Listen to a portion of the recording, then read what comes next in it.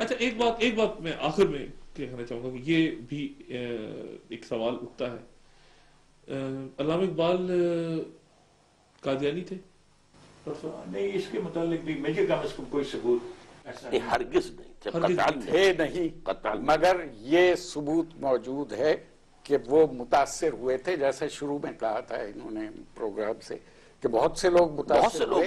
مرزا غلام احمد کے بارے میں انہوں نے یہ لکھا ہے ایک جگہ کہ اس دور، یہ 1898-99 کی بات ہے، کہ اس دور میں مرزا غلام احمد جس طرح اسلام کو سمجھے ہیں ایسا بہت کم لوگ سمجھے ہیں۔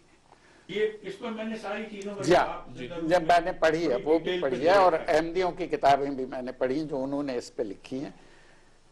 احمدیوں کے کہنے کے مطابق علامہ اقبال 1931 میں تائب ہوئے اپنے عقیدے سے، یعنی 1931 تک احمدی تھے؟ جی، اور غیر احمدیوں کے کہنے کے مطابق وہ 1908 میں تائب ہو گئے۔ غیر احمدیوں کے مطابق وہ تائب ہوئے؟ 1908 میں کون تائب۔ سے غیر احمدی کہتے ہیں؟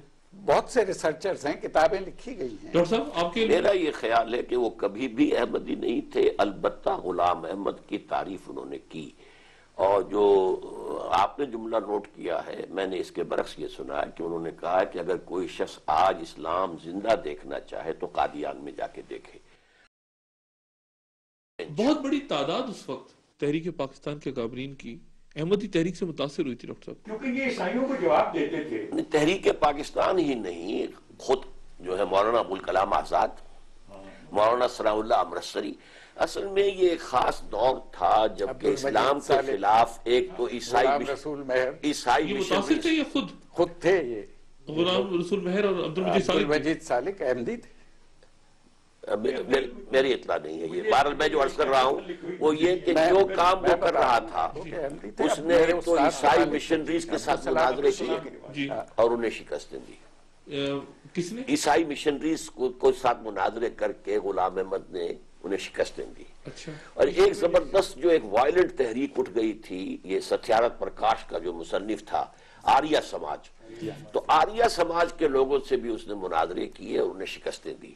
اچھا، ان دو چیزوں کی وجہ سے علماء کی آنکھوں کا تارا بن گیا، اس لیے کہ ہمارے علماء تو پڑھتے ہی نہیں، نہ بائبل پڑھتے ہیں نہ کسی اور مذہب کی کوئی کتاب پڑھتے ہیں، تو آخر مناظرہ کیسے کریں؟ سر سید احمد خان نے بھی مولانا سید میر حسن کو منع کیا تھا کہ ان کے ساتھ جھگڑا کرنے کی ضرورت نہیں ہے، ہمیں کیا ان کا جو بھی عقیدہ رہے ان کے پاس، لیکن ہمیں اس سے کوئی غرض نہیں۔ لیکن سنا ہے کہ آدمی بڑا صالح اور نیک ہے، اور وہ مقابلہ کرتے تھے ان عیسائیوں سے، تو یہ سمجھتے تھے کہ ٹھیک ہے یہ اپنا کام کرتے جائیں، ہمیں اپنے کام سے غرض ہے، تو نہیں اختلاف